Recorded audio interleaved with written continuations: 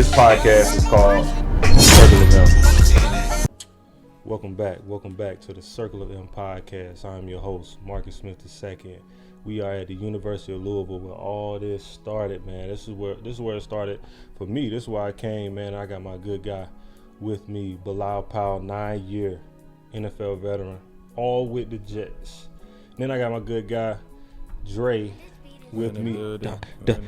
Dondre Eccles, you feel me? In the building. No, but man, this has been a long waited for conversation. And I know we talked about this before. And man, I just wanted to congratulate you for retiring with the Jets and you being a 9-year NFL veteran, because that's very hard to do. We always start the Circle of M podcast off with just tapping in, man. We want to tap in with you, man. How you feeling today? How you feeling this morning, bro? I feel good. I feel blessed. My kids are at school. My wife is out working. I'm here. Mm-hmm. I feel honored to be sitting here. On just a discussion that needs to be talked about. Man, as athletes and as African Americans. Yeah, because I mean, when you look at it, we don't do this. We don't talk. Yeah. Like the where we come from, it's about pushing through and trying to make it to the next level without saying anything.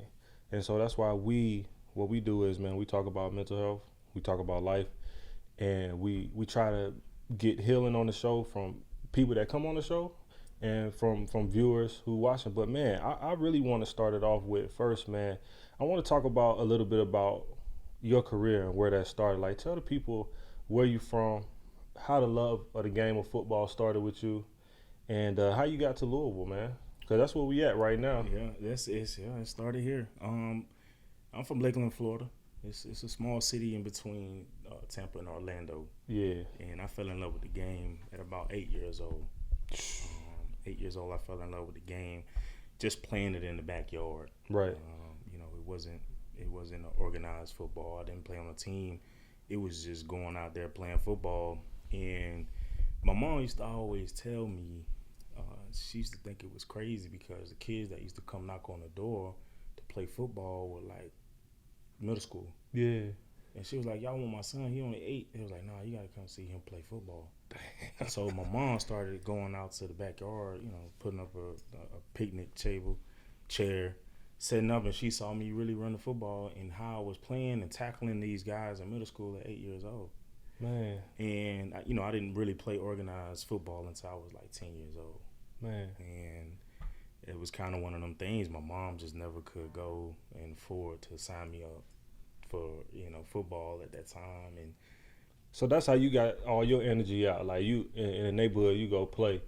Yeah, you know what I'm saying? Play. I'm from Florida, man. We play football 24/7. So it was just like, hey, them boys in Florida different, a little different breed. So you know what I'm we play saying? football year round. So it's just one of them things. I just fell in love with the game, and one thing led to another.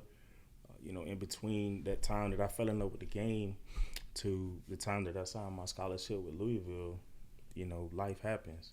Yeah. You run into some obstacles, especially with some of the environments that we grew up in. Yeah. You run into some tough decisions that you have to make based on your neighborhood. Yeah. And based on your living circumstances. Man, there was and I don't know, we talked about this before, man, there was a situation that, happened to you when I think you were in high school, right? And talk about a little bit about that situation, like when, I don't know if it was a brawl, I don't know if, I can't remember exactly what happened, but I think you got stabbed. Yeah. Right? Do you want to talk about that or elaborate on that whole process and how did you heal from that process mentally back then? I still suffer from that type of stuff these days, man. Ooh, I still can't have people standing behind me. I still can't be in a crowd of people, and if I don't know you and you waving your hands, So I'm aware of that now at 33 years old. That certain situations I can't put myself in. Yeah. But on that day that I got stabbed, that was in 2005, June 20th, 2005. I was 16 years old. It was a city versus city. From Lakeland, and we was beefing with some guys from Winter Haven. To be honest, man, none of the cities around us and our county didn't like us. So not only did we have beef within the city, we had beef with other cities. Yeah. And, you know, one thing led to another. Being the hothead that I was back in the day, thinking I can go in somebody's yard without no protection, you know, I almost learned the hard way. Yeah. You know, like an inch or two from losing my life. Yeah. You know what I mean? And at that time, people thought it was going to slow me down, but really it made me worse. You know, that's when I really started, like, really toting pistols. Yeah. To school. Yeah. You know what I mean? Like, it was, I always had to have it on me because I just never knew. I didn't trust nobody. Yeah. You know what I mean? So it's that feeling of, like, always having to look over your shoulder, and you still carry that now, not really realizing that moment, what happened to you is the reason why. And so that's real. You had something to say, Dre? No, you good. So yeah, that's real in every which way possible. But I want to take it even further into when you got to Louisville, and was there a time in Louisville when you was about to be done with football? Was there a time that you was about to be done with football? I know a little bit about your story, bro. And I see your career now. People see the things that you've done, but people don't realize what you did and how you had to go through things to get to that point. So I want you to talk a little bit about your career at Louisville and then how you got to the Jets, because you played 9 years with the Jets. Like, people, 9 years, like, you ain't even getting 2-3 years in the league, you know what I'm saying, let alone 9 years. So, I want you to talk a little bit about your journey at Louisville and how you managed to muscle through and mentally get through, like, you continuing to play and do the sport that you love to do. Before I got here in the summer of 2007, I had lost my cousin and my auntie. Right, I lost my cousin. He had got shot in the head, and eventually it caused seizures. Later, he survived it, and it eventually caused seizures, and he passed away. And then I lost my aunt to kidney failure, and that was one of my cousins, a teammate of yours, Champ Lee. It was his mom. And, she was the baby of the family, and she was one that, like, pretty much held the family together. I think she had that old soul. Yeah. She kind of took on that replacement of losing grandma. Yeah. She kept everybody together. So when we lost her, everything was crazy. And I had talked to a couple coaches at the time, like, telling them what was going on, and I wasn't even eligible yet to come here in the summertime through the clearinghouse.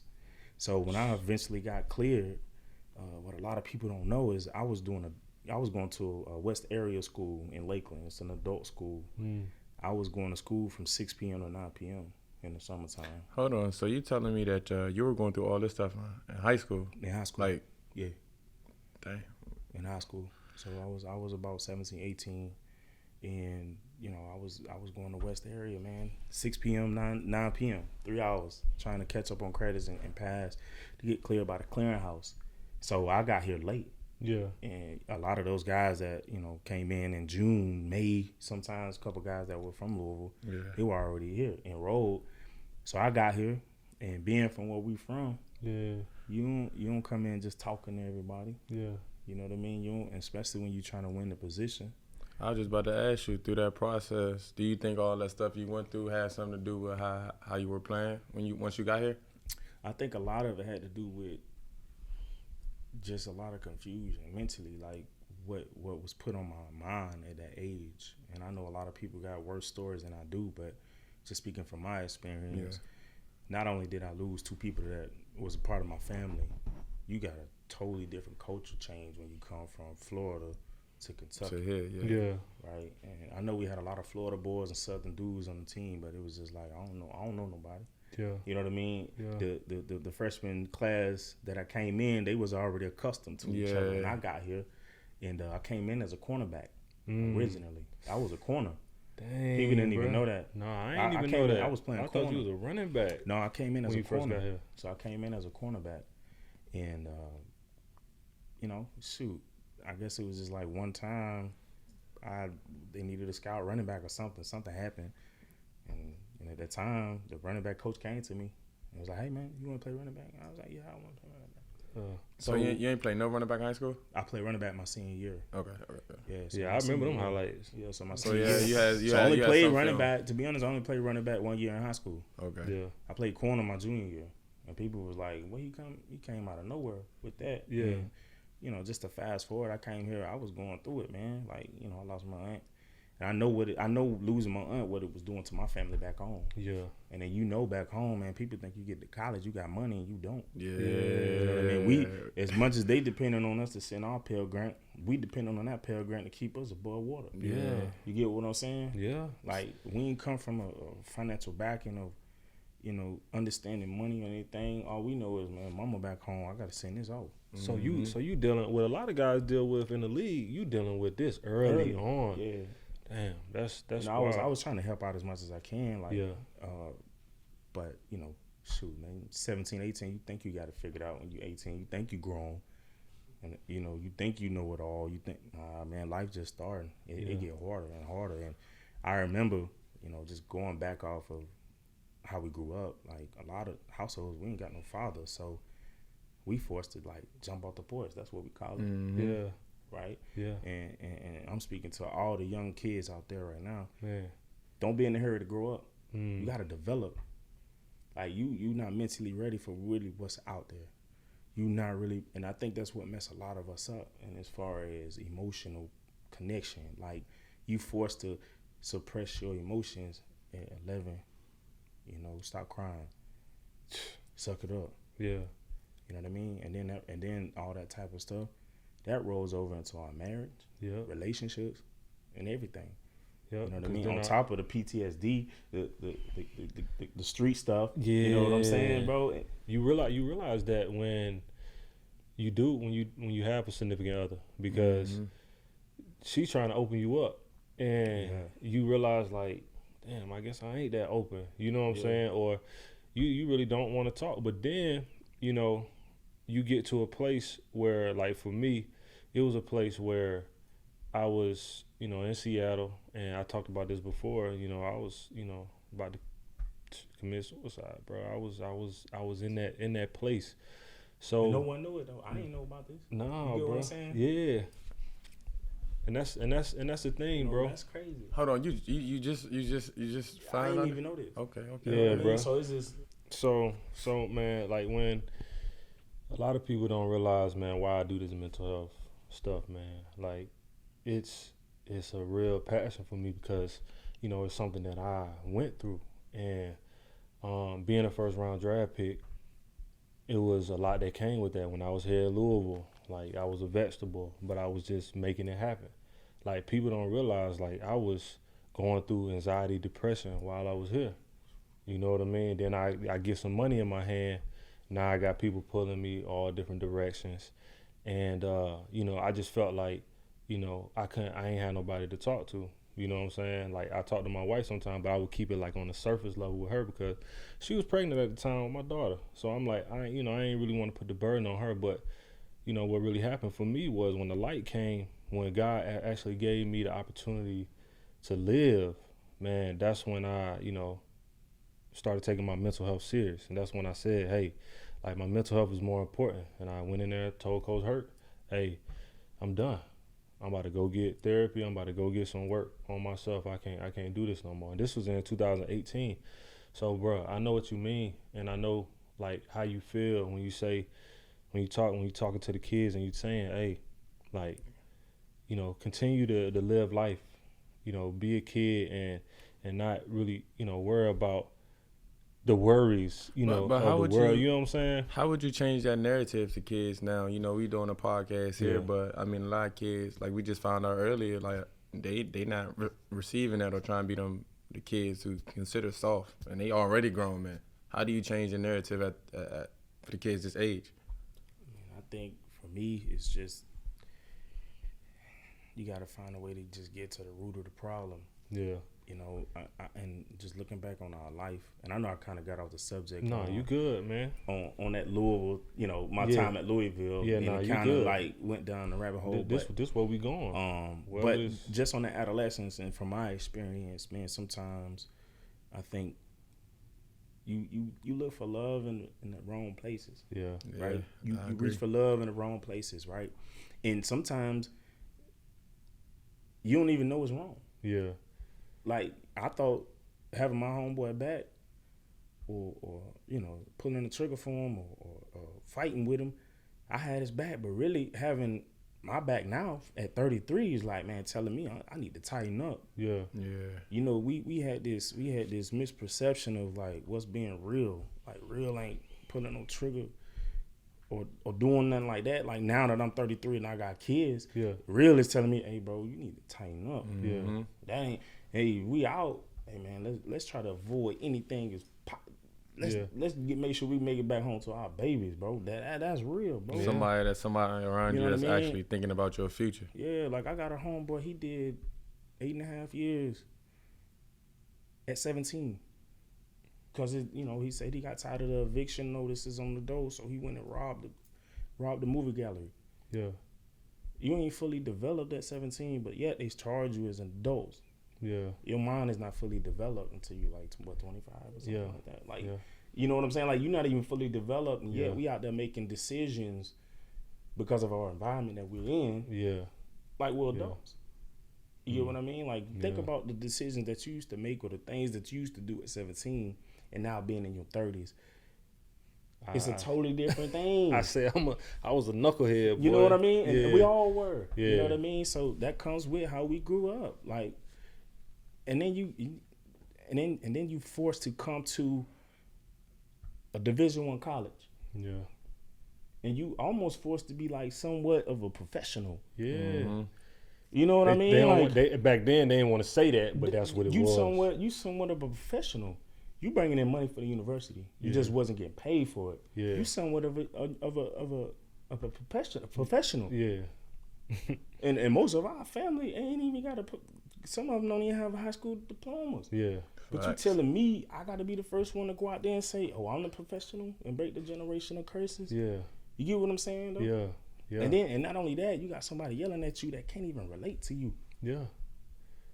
You get what I'm saying, bro? Yeah, bro. Like it's the truth. Like, when I'm from, you raise your voice at me, you know, and Yeah. Nah. and like and like you forced to be all this at 17, 18. Yeah. You get what I'm saying? Yeah. Go to school, play football, be a professional. Yeah. I think even for that, man, it was us being forced to do that, being the first one in our family that have to break the generational curse. Because if you look at it, we as black men in our families, we have to break the like it's God put it on us to do that. And if that's by saying no, if that's by being a helping hand for somebody else, if that's going through the rigorous stuff that we went through. Think about all the stuff we went through in college, right? How college was, you would think college was much harder than the pros was. It felt like the pros was a little bit more lax than college was. That's how I felt. But I just feel like, in those moments, even when I was feeling like that, even when you was feeling like that, man, like what made you push through in that moment in college when you wanted to be done with it, bro? What made you keep going, you think, at that point? When my mom and my sister had to move in my 2-bedroom apartment in my senior year, and nobody knew about that. Dang. That's the bar. Hey, look, I can't. No. So when everybody else was enjoying their senior year, and I had my mom and my sister in my apartment with my wife, and we had one car, and my wife had to get up 5 o'clock in the morning, take my mama to her job site, drive back, take my sister to the bus stop, drive back, take me to study hall for an hour, and then come get me to go to class. Yeah. And then make sure she had to be home to get my mom from her job site. Yeah. Get my sister from the bus stop. Yeah. Definitely was a keeper. And yet that was my best season. Yeah. This my senior year. I'm supposed to be relaxing. Yeah, I ain't know that. I'm supposed to be relaxing, and here I am. Man, so that was extra motivation for you to keep going, to get out, to say, hey, man, man, I gotta go get this bread. I gotta go help my Man, family. listen, I remember when Vic Anderson came up to me on the UK game. Yeah. And he said, man, your mama here. She going to be here for the rest of the season. You might as well go ball out. And I remember he saying that. He said, bro, you going to make it. And I remember that. Bruh, that's a real brother right there, bro. Because I never would have known that. But y'all relationship, like, That's was like bar none. When you see this relationship between two running backs, and we was talking about this with BG, right? Mm-hmm. So Brandon Graham, like, we had a great relationship, right? We was playing the same position. But he was so big on, like, being able to show that we compete for the same position but still have love for each other. And that's what I used to see. That's a great teammate, though. That's what you're supposed to be doing. Yeah. You supposed to, especially when you came. I think you came after him, right? Yeah. You know what I mean? You're supposed to be that. You're supposed to be that for the next young man. Yeah. Like, you know, you talk about 9 years. Everybody look like, man, 9 years. That's amazing. But what's even crazy about the 9 years that I played with the Jets, I had 7 offensive coordinators. I had 4 general managers. Yeah. I had 3 head coaches, 4 running back coaches. Yeah. And everybody, why didn't you leave? I didn't have to leave. Everybody was coming up. Yeah. You know what I mean? There was so much turnaround. I didn't have to leave. Yeah. We talking about 7 offensive coordinators in 9 years. You were 4 seasoned. general managers. You were seasoned though. You were seasoned You know what I from mean? all that stuff you've been through in life. You used to people coming and going at that point. But what people got to understand from the mental part of it is when you talk about a general manager coming in, he's gonna bring his own coaches. And then when you talk about an offensive coordinator, he's going to bring his own players that he's familiar with. So every year people wonder why I was never the man. It's because we had offensive coordinators almost every year. They was bringing in the guys that they were familiar with. Yeah. And then when they got a chance to see me play, they was like, we got to keep this dude around. Yeah. People didn't even know I was the emergency quarterback for like 7 years, bro. I ain't even know that. You get what I'm saying, bro? Yeah. Like, but think about that pressure. That, like, you know, and how you got to perform as a professional. People don't understand that, bro. The time we put in. Yeah. And then they want your money. Yeah. Man, y'all watching the Circle of M podcast. I got my good guy, Bilal Powell, on the Circle of M. Don't be laughing at me, bro. You know I had to do it. you know I had to do it, man. You know, hey, listen. This is something. This is gonna be something that's gonna drive. That's gonna be big. But I want to talk a little bit about what you just said, man. You know, having a mental capacity to perform every day, because now it's not about you made it, right? Mm-hmm. We've made it, right?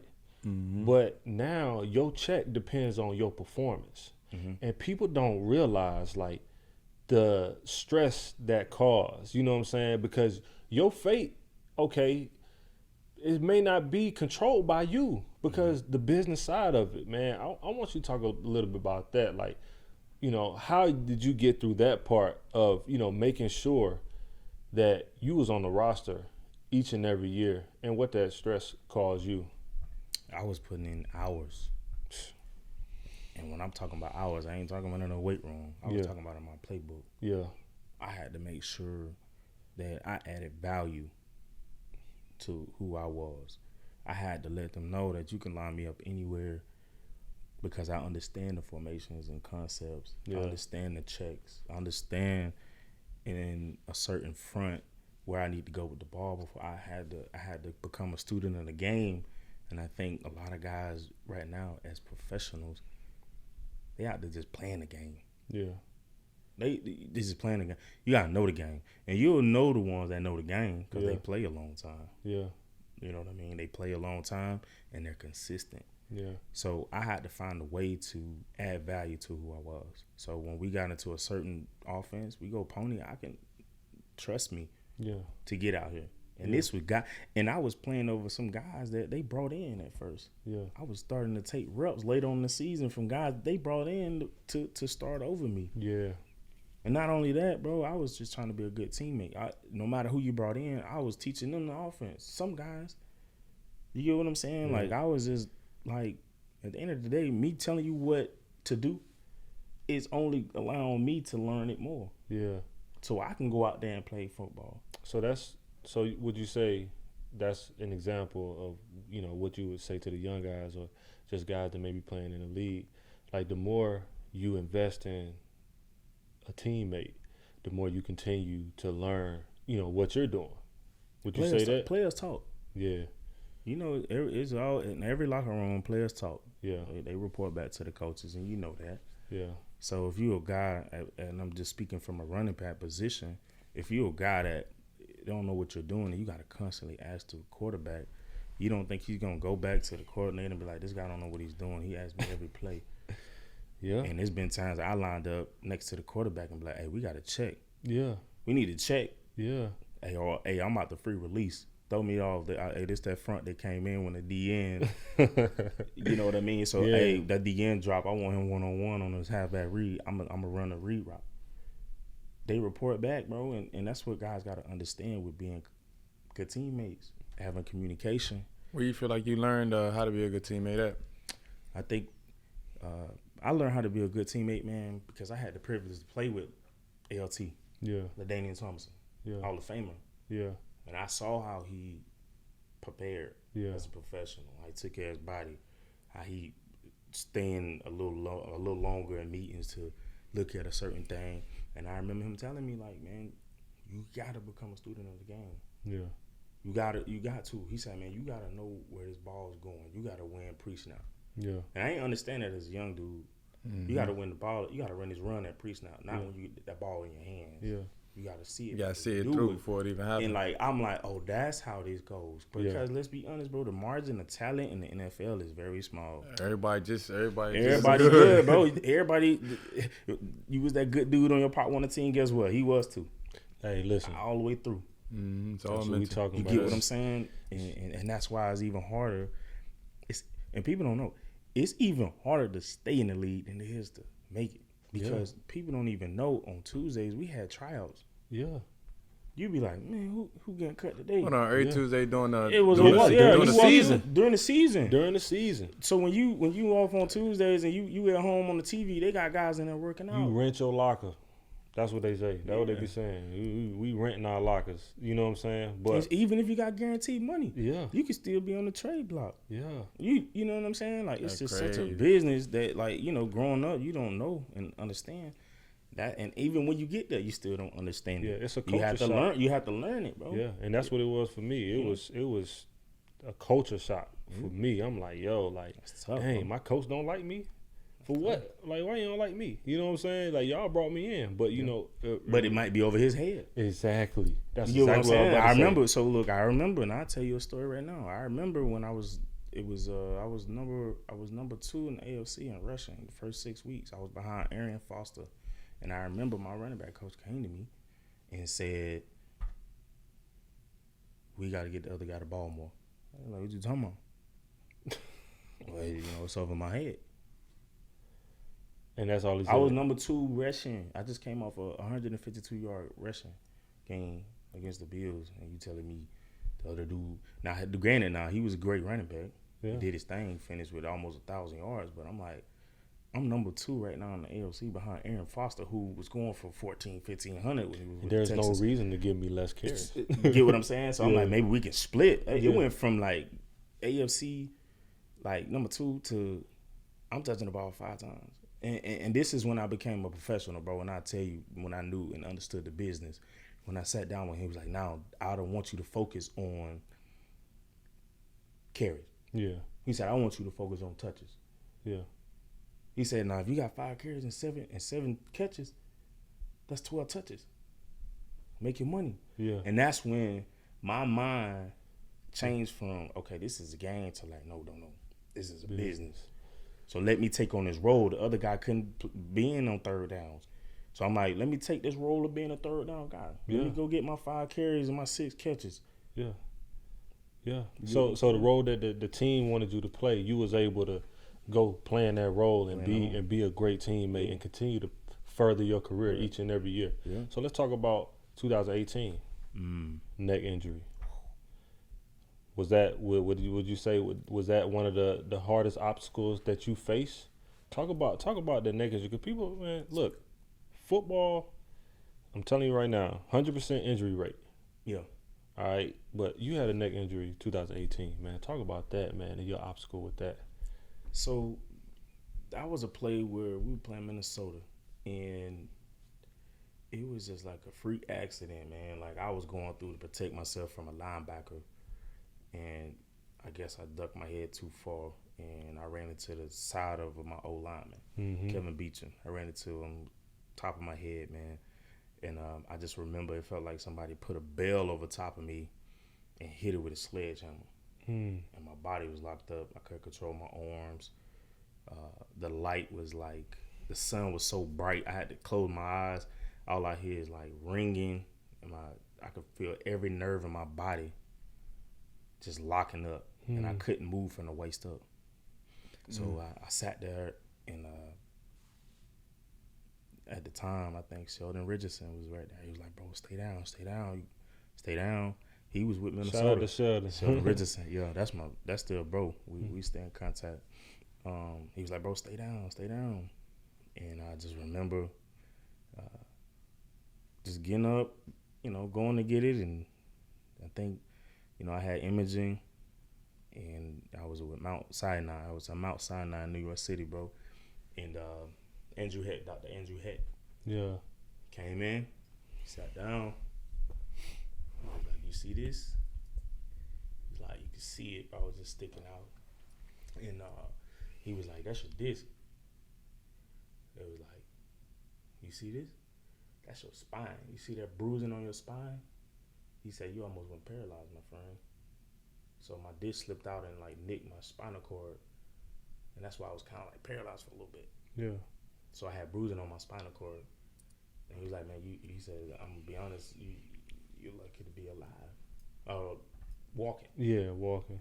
And he was like, "But I will say, you're done for the season. You're done." I'm like, "What?" And then walked out. Yeah. And I'm like, I'm sitting in the room with my wife in New York City, talking about a game that go all the way back to when I was 8 years old. You telling me this how it's gonna end right now? Yeah. Right? This is how it's gonna end. So I sat there quiet. He came back. He said, "All right, this is what we can do. Do neck surgery." Right? And I'm like, "Man, what's recovery?" He was like, 12 months. I'm like, "Bro, it's November. Ain't no way I'm gonna play a game as a running back." Yeah. Right? 12 months. So I was like, "Let's do the surgery." And I remember getting the surgery in November, and it was like 12 months. And then, must I mind you, this is my contract year. Yeah. I'm a free agent, and I'm almost 30. Yeah. At the time. Yeah. And he was like 12. He kept saying 12 months. And then the recovery time, this and that, bro. Listen, I prayed, bro. I prayed every night, bro. And this is what people gotta understand. I prayed every night. I'm a godly man. I believe in God. I prayed every night. My wife prayed every night. My kids prayed every night with me. Every night. Bro, I healed in 4.5 months. The doctor called me and told me, "Man, you a healing machine." Yeah. And I told him that's God. Yeah. Cause And I went back and finished another year. I played my ninth year. And then I finally got to lead the game the way I wanted to lead the game when I left LA. Yeah. LA flew me out in 2020. Yeah. Like the second week. And they flew me out to work out. And they was like, "Pat, like you staying." So I did the workout, man. They was ready to sign me, dog. Yeah. And I just remember, I said, "Hey, man, give me a couple hours. Let me think about it." And I just didn't have that same excitement when he said, "We're going to sign you," that I had my previous years of football. Yeah. And I remember going to the shower, bro, and I can say this because I'm a man, bro. Just all the emotions that came from the first time I picked up a football, fell in love with the game, to the neck injury the previous year, to coming back, playing another year, to like, you know what, God, you allowed me to come back a year, and I hear you calling, I hear you talking. I said, if this is my last opportunity to play, thank you for 9 years playing in the game that I fell in love with as a professional, bro. And I cried in the shower, bro. Yeah. And I made my decision to hang it up, bro. Man, that's real, bro. What would you say, like, because I know a lot of people struggle with this that. Shit heavy. Putting the sport down, the ball down, mental struggles.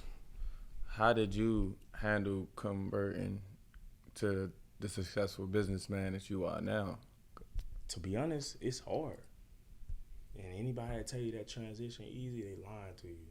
That shit is hard. And I came off of making a decision to walking away from the game, and it was still hard. Yeah. So I can only imagine the guys that just get cut.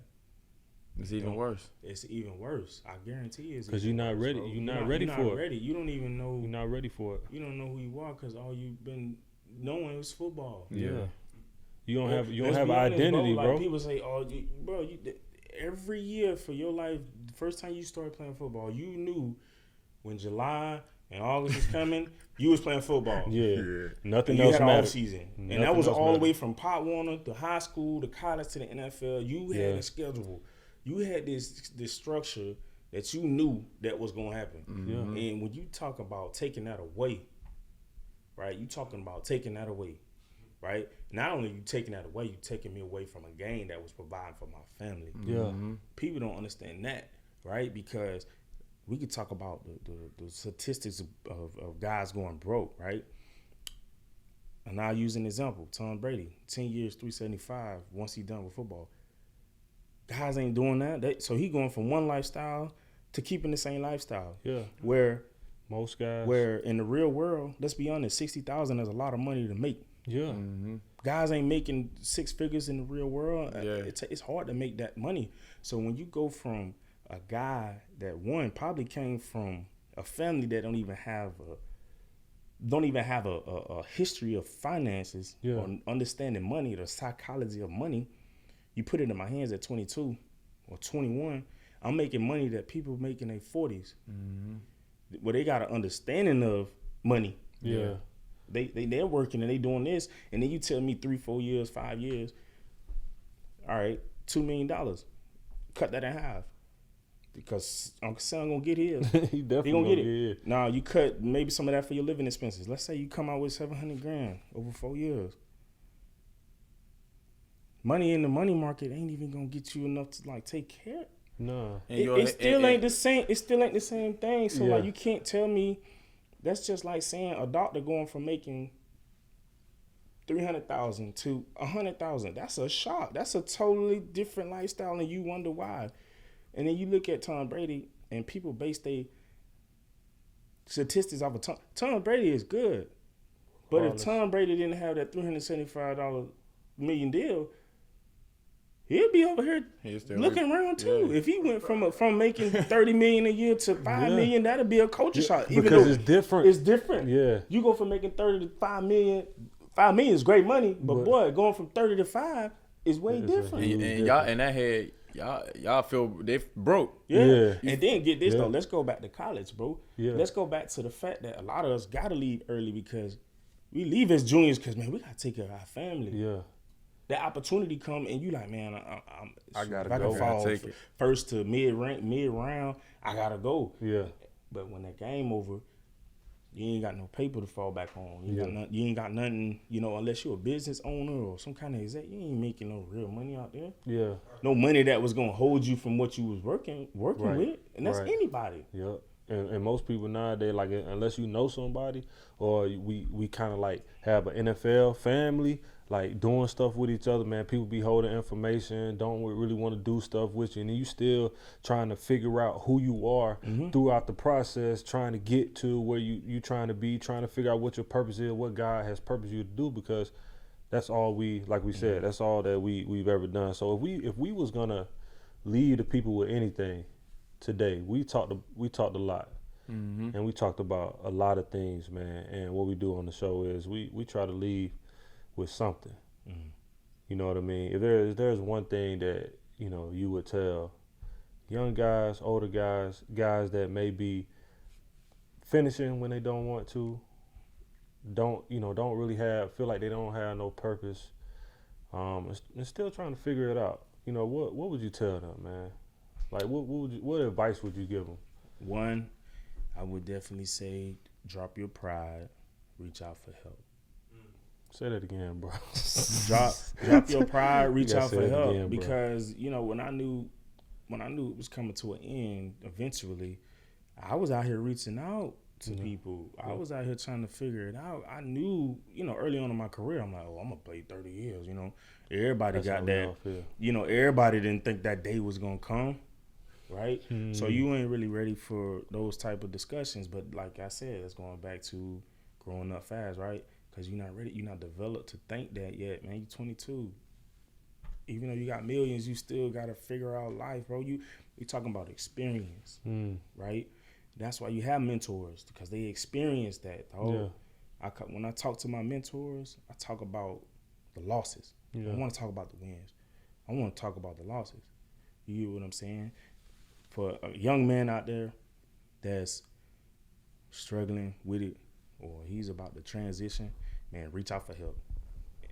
Reach out for help. I'm going to be honest, because at the end of the day, your mental health is, you can't get away from that. You live in your head.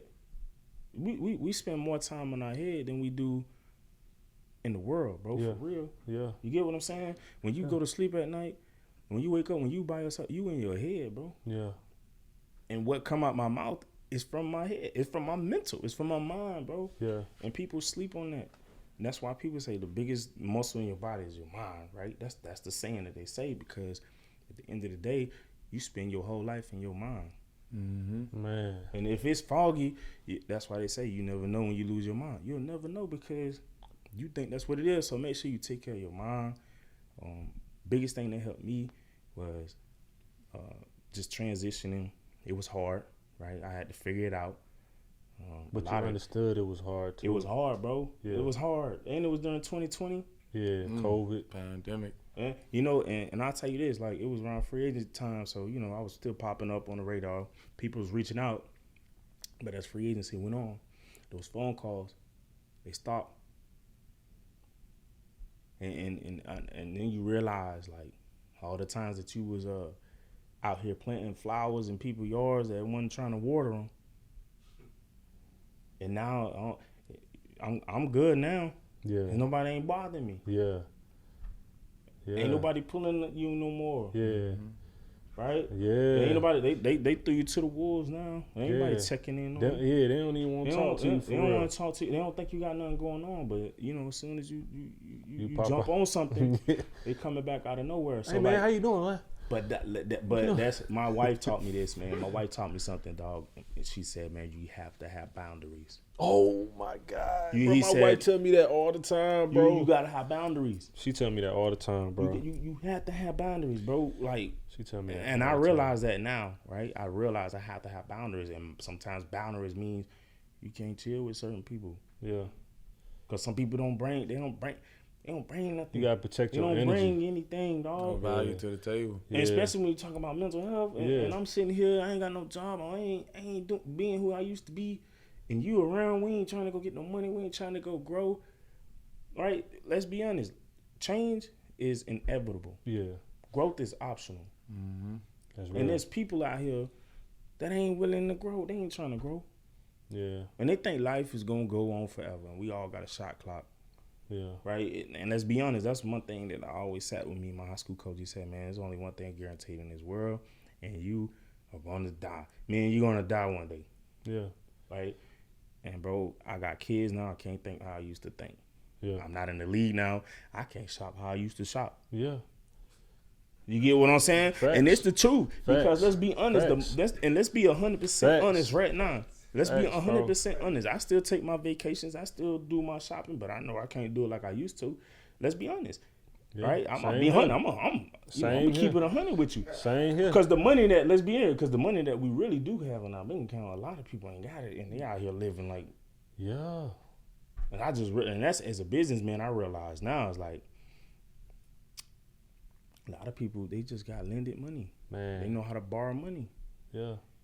That's something that we ain't taught either. Nope. Not in school, not in nothing. I had to learn about a credit score. A lot of wealthy people thrive off of debt. Yeah. They thrive off. They learn how to borrow money. Yeah. I learned that, bro. I thought everything was about cash and people. No, man. Rob Peter to pay Paul. I've been through that situation too. Man. Let's transition. Hey. So, what our time at? We at 44. Oh, all right. Shit. Fuck. What about you, bro? What would you say? What would I say? What would you give to the people? I just tell them that, need is need. Bad, bro. Need is need, and that,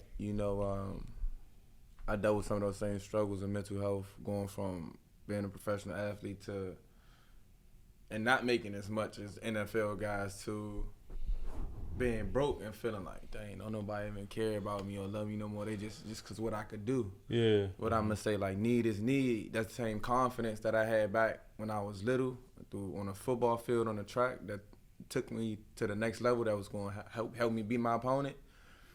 That same confidence is what came back to me once I was in that sunken place. And I'm gonna just say, like, you gotta have that confidence you had when you was a kid. If you that same person, you just gotta be willing to step out there and, like I said, need is need, ask for help, but still hold your own and work for what you want in life. That's all I can really say right there. Yeah, Man, that's real. That's real. So for me, you know, I would just, tell guys, man, look, your mental is your number one. Mm-hmm. That's the number one thing. And, that's just as important as your physical, because if you can't protect that right later on in life, you're going to have to protect it anyway, because you're going to be trying to figure out who you are, and that comes from here. You know what I'm saying? That comes from talking to God. And also, man, live below your means. Mm-hmm. Man, let's you know what I'm saying? Just because you got it don't mean you got to spend it. Mm-hmm. Right? Put it in something that you can invest in. Like, get around some people that's going to help you grow, that's going to help you mature. And if someone or somebody that's in your circle that is not helping you grow or mature, you have to continue to move forward with life and leave them where they are. You have to. It's uncomfortable, but bro, it's healthy. Yeah. Mm-hmm. And if it'll feel uncomfortable at first, and then it'll feel like a weight is lifted, like when you get out of that situation. There's guys that I don't even talk to no more. Like I always we always have still the same conversations. dudes. Yeah, huh? we can come in and do that, man. But man, again, man, you watching the Circle of M podcast. I'm your host, Marcus Smith II. Man, we had this great conversation with my good friend Bilal Powell. Man, I appreciate you coming on to the show, man, and spitting your knowledge and your game. And bro, not only talking about life, but you spoke on mental health, and that's what this shit is all about, man. So, man, I appreciate you in every which way. Any last remarks? Anything y'all boys want to say? I just appreciate you for having me, man. Yeah, man. Good conversation. I took some words from both of y'all, so I appreciate those words, for real. For sure, bro. Well, shit, we can cut it right there, man. We out.